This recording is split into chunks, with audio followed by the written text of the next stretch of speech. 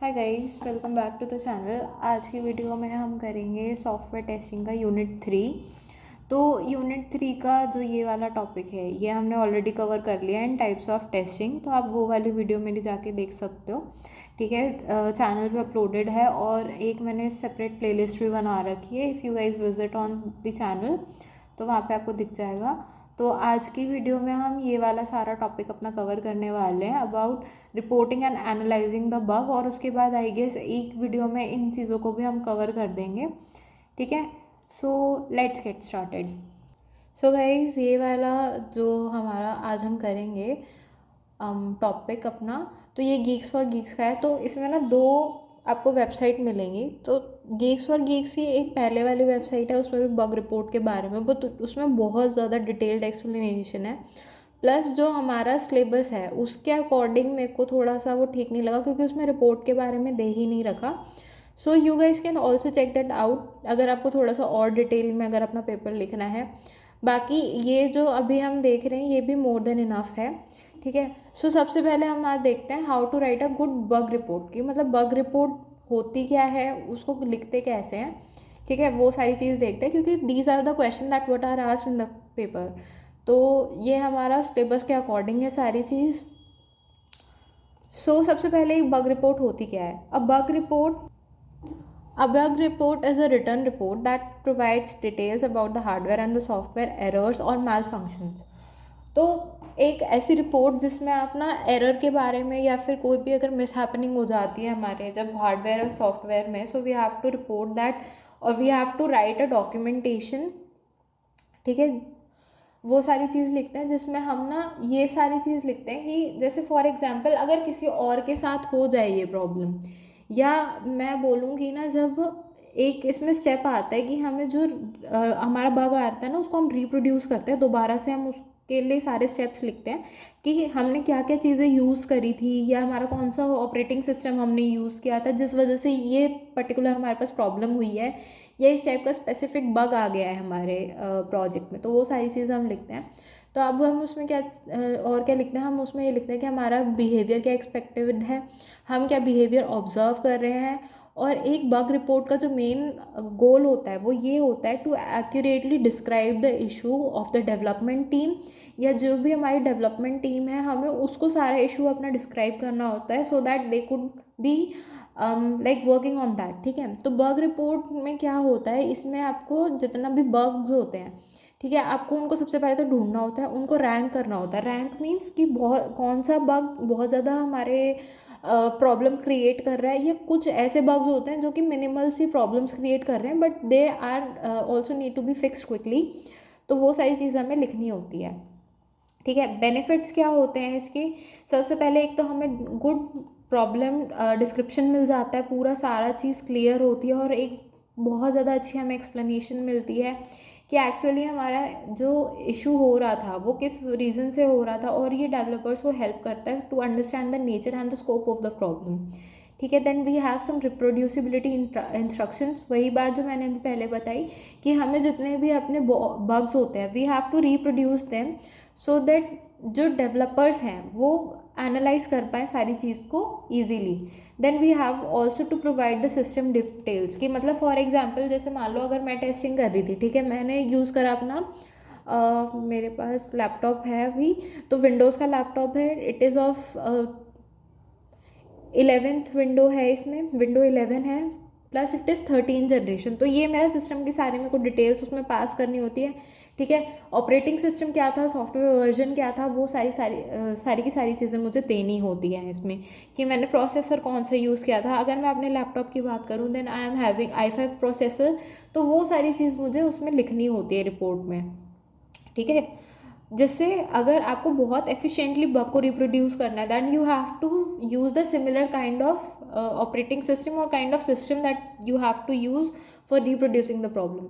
अब ये इनेबल करता है हमारे टीम वर्क को, then it also saves the time and money, ठीक है। अगर आपका रिपोर्ट अच्छा होगा तो वो हमारी डीबगिंग के लिए, ट्रबल शूटिंग के लिए हमारा जो टाइम और मनी है, ठीक है, वो हमारा सारा सेव होता है। Then somehow we have some kind of elements of efficient और बग रिपोर्ट। तो इसमें हमारे पास सबसे पहले एक तो क्लियर हमें टाइटल देना होता है, डिस्क्रिप्शन देना होता है of the issue, then we have to pass the steps of reproducing, we have to pass the expected system behavior, alternative behavior, responsible individual और group की उसके लिए एक्चुअल में रिस्पॉन्सिबल था कौन, ठीक है, और बाकी हमें स्टेट्स या चेंजेस हमें सारे पास करने होते हैं. Then we have to pass the notes and updates. Okay, फिर हमारे पास आता है कि अगर हमें जब एक एफिशिएंट अपनी बग रिपोर्ट बनानी है इन सॉफ्टवेयर टेस्टिंग और डेवलपमेंट प्रोसेसेस, तो उनके लिए हमें क्या क्या एलिमेंट्स चाहिए. सबसे पहले तो एक क्लियर टाइटल हमें देना होगा.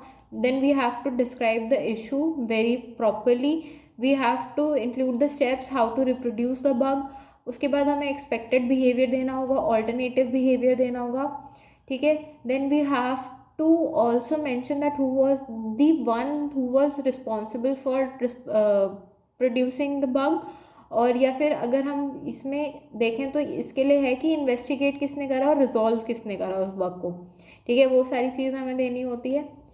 फिर हमें बग की स्टेट डिफाइन करनी होती है. एक कि हमारा जो भी बग है, ठीक है, वो कैसे चेंज हो रहा है throughout the time. Then we have also to pass some notes and updates, जिसमें हम कुछ एडिशनल इंफॉर्मेशन पास करते हैं बग के थ्रू, बग के लिए, sorry. Then we have this points कि हम कैसे लिख सकते हैं, वही एक ही चीज़ को बार बार लिख रखा है यहाँ पे.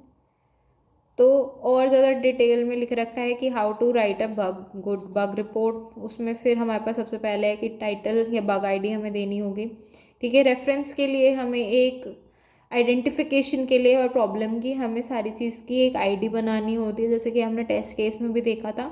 फिर हमें एनवायरनमेंट प्रोवाइड करना होता है, जिसमें हम device type, hardware, particular model हम देते हैं कि हमारा डिवाइस का मॉडल कौन सा है, what kind of operating system that we were using, examiner का नाम क्या था, tester who found the error. फिर आता सॉफ्टवेयर वर्जन की what kind of software that you were using while testing, what kind of internet or connection strength, what was it when we were testing the our software. तो उसमें आपका हम 4G 3G या 5G को दे सकते हैं, और आजकल तो 5G भी आ गया है, but it is not mentioned. So what kind of internet speed that we were using for having our connection. फिर हमारा रेट ऑफ रिप्रोडक्शन रहता है कि मतलब एक बग की क्वांटिटी कितनी है, मतलब वो रेप्लिकेट अपने आप को कितनी बार कर पा रहा है, ठीक है. Then we have also to pass some steps to reproduce the bug expected. और एक ना विजुअल ये प्रूफ हमें देना होता है. अब इसमें हम क्या ऐड कर सकते हैं, या तो आप वीडियोज़ ऐड कर सकते हो प्रूफ के लिए. We can also add some kind of images और वीडियोज़, ठीक है, एक कॉन्टेक्स्ट की क्लियरिटी हो जिससे. अब इसमें क्या होता है कि ना हम एक अपना जितना भी एरर मैसेज होता है उसको भी हम हाईलाइट करके दिखा सकते हैं. अनयूजुअल बिहेवियर हो गया, वो सारी चीज़, क्योंकि अब जब विजुअलाइजेशन से देख के हम करते हैं ना, फॉर एग्जांपल अगर जो ह्यूमन ब्रेन होता है when it is reading something और उसके ही रिस्पेक्ट में when we are watching something, तो वो हमें ज़्यादा अच्छे से समझ आता है, ठीक है. तो सिमिलर उसके बाद हमारे पास आता है एक हम बग की सेवेरिटी को पास करते हैं. अब इसमें क्या होता है कि ना इसमें 3 लेवल्स होते हैं, जिसमें हमारा लो, मेजर और इम्पॉर्टेंट.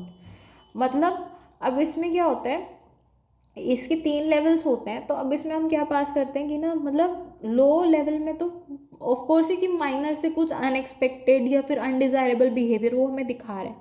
मेजर में रहता है कि बहुत ही बड़ा है, जिससे हमारा या तो हो सकता है कि हमारा जितना सिस्टम है वो आपस में ही कोलैप्स कर जाए, ठीक है. और इम्पॉर्टेंट में होता है कि उसने बहुत ही ज़्यादा तबाही मचा दी है अब तो, और जो एरर्स हैं वो हमारा जितना भी सिस्टम है वो पूरा ही शट डाउन कर रहा है, मतलब बहुत ही ज़्यादा बड़ा बग आ गया है, और मतलब हाँ हैंडल नहीं हो रही है वो चीज़, ठीक है. एक लेवल्स हम पास कर रहे हैं. Then we have priority levels. मतलब कुछ ऐसे लेवल्स हैं जिसकी बहुत कम प्रायोरिटी रहेगी, मतलब जो लो सेवेरिटी के होंगे उनको ऑफ कोर्स लो प्रायोरिटी में हम डालेंगे कि मतलब इतना ज़्यादा नहीं है, ठीक है, क्रिटिकल नहीं है, बाद में अगर रिजॉल्व हो भी जाएगा तो चलेगा, कोई बात नहीं. मीडियम में आता है जैसे अगर आपकी जितने भी बग्स होते हैं जिनको आप स्टैंडर्ड टेस्टिंग या डेवलपमेंट के टाइम पे हम हैंडल कर सकते हैं, रिजॉल्व करना होता है, तो वो सारे हमारे मीडियम लेवल पे आते हैं. Then we have high level of bugs जिनको बहुत ज़्यादा नेगेटिवली हमारे सिस्टम को इम्पैक्ट कर रही है वो चीज़, and we have to resolve that as soon as possible. Conclusion में तो ये सारा एक्चुअल में हमारा रिपोर्ट के बारे में था। So guys, this is some other side of geeks for geeks. ठीक है, तो इसमें ना बग के बारे में है, वो सारा बग रिपोर्ट के बारे में था। तो इसमें हम देखते हैं कि बग एक्चुअल में होता क्या है, कि एक काइंड ऑफ मैल फंक्शन जो कि हमारे सिस्टम को बहुत तंग कर देता है, और इसके कई सारे लेवल्स होते हैं। तो इसमें किस टाइप की टेस्टिंग्स होती है, सारा टाइप्स ऑफ टेस्टिंग्स हैं आपके जो जो आप यूज़ कर सकते हो फॉर एनालाइजिंग द बग्स। अब बग होते किस किस रीज़न से हैं, तो ये देख लेते हैं हम। यहाँ पे सारी चीज़ें हमने डिफाइन करके देखेंगे। सबसे पहले अगर लैक ऑफ कम्युनिकेशन है, ठीक है, आपकी जो टीम है और the testers are not communicating well, तो उस वजह से बग्स आ सकते हैं। Repeated definition functions are required, policy frameworks does not exist, मतलब कुछ काइंड ऑफ आप पॉलिसीज फंक्शंस आप यूज़ ही नहीं कर रहे हो, तो उस वजह से लॉट्स ऑफ रिसाइकलिंग और परफॉर्मेंस एरर, तो ये सारे मेजर रीजंस होते हैं जिस वजह से बग्स हमारे अकर होते हैं। तो इन्हीं चीज़ों को हमारा सारा और ज़्यादा डिफाइन करके लिख रखा है, तो आप वो सारी चीज़ आप देख सकते हो। Then we have a life cycle of a bug in software testing. अब ये होता क्या है, देखो सबसे पहले हम क्या करेंगे, हम न्यू, ठीक है, तो न्यू होता है उस चीज़ को हम रिजेक्ट कर देते हैं। Then we have to open that, fix करते हैं, उसके बाद हम रीटेस्ट करते हैं। रीटेस्ट करने के बाद अगर हमें लगता है कि कोई बग आ रहा है दोबारा, मतलब या अभी भी कोई प्रॉब्लम है, then we have to reopen that, फिर हम फिक्स करेंगे। एंड जब तक हम फिक्स करते रहेंगे, जब तक हमारा जो रीटेस्ट है वो हमारा सेटिस्फाइड नहीं रहता, ठीक है, फिर हम उसको क्लोज कर देते हैं। और ये सारे यहाँ पे स्टेप्स हैं। सबसे पहले आपको ओपन करना है, जहाँ पे हम जितना भी काम है उसको हम फिक्स करते हैं, ठीक है। उसमें 4 रीजन्स लेके चलते हैं। यहाँ पे हमारे पास एक रहता है न्यू, जहाँ पे आपका जो फर्स्ट स्टेज रहती है और एक नई लाइफ साइकिल आपकी स्टार्ट हो रही है, ठीक है, वो चीज़। Then we have shared the engineering team has been provided with a new bug fixer recently built at this level. This will be sent to the designer by the project leader or a project manager. Then we have pending review। तो ये पूरे ने एक diagram दे रखा है और उसके बाद में यहाँ पे एक्सप्लेनेशन दे रखी है। सो उसके बाद आता है हमारे पास बग रिपोर्ट, जो कि हम प्रीवियसली बहुत सारा पूरा एक पढ़ चुके हैं उसके बारे में, बग रिपोर्ट के बारे में कि क्या चीज़ होती है, ठीक है। और ये 2 चीज़ें याद रखना, सेवेरिटी एंड प्रायोरिटी। जिसकी सेवेरिटी कम होगी उसको कम प्रायोरिटी दी जाएगी, जिसकी सेवेरिटी बहुत ज़्यादा होगी उसको बहुत ज़्यादा हाई प्रायोरिटी दी जाएगी। ये हमने प्रीवियसली अभी देखा है सारी चीज़ को। फैक्टर्स क्या कंसिडर करते हैं हम रिपोर्ट लिखते टाइम, ये भी चीज़ एक पूछ ली जाती है। तो सबसे पहले क्या होता है, जो होल जितनी भी हमारी टीम है उसको क्लियरली अंडरस्टैंड करना चाहिए different conditions of trauma before starting research on the life cycle of disability. Then we have to prevent the future confusion। तो एक हम वेल डॉक्यूमेंटेशन या डायग्राम्स का यूज़ कर सकते हैं to make the things clear more, और मतलब to make the things more understandable, ठीक है। देन फिर हमारे पास आता है कि हम सारा ये मेक श्योर करते हैं कि जितना भी हमारा रिलेटेड वर्क है related to default life cycle, वो अंडरस्टैंड कर रहा है हमारे बेस्ट रिजल्ट्स को बहुत ज़्यादा क्लियरली, ठीक है।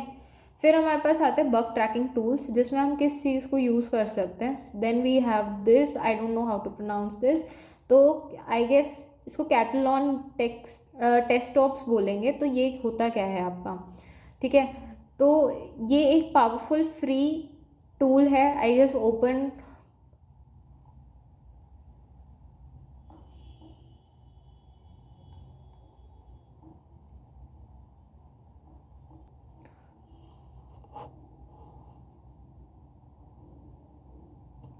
Okay guys. तो जो ये वाला हमारा टूल होता है, ये आपका एक बग ट्रैकिंग टूल है, जिसमें आप फ्री टू यूज़ है, एक पावरफुल ऑर्केस्ट्रेशन आपको प्रोवाइड करता है, जिसमें आप टेस्ट ऑप्स को आप यूज़ कर सकते हो for providing the teams with a clear linked picture of testing their resources, location to launch the right test in right place at right time, ठीक है।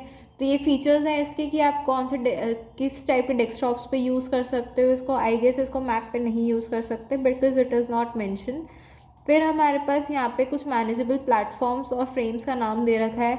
We have real time tracking for data for error connections and for accuracy. We have live complete performance test reports to determine any cause of any problem. ठीक है.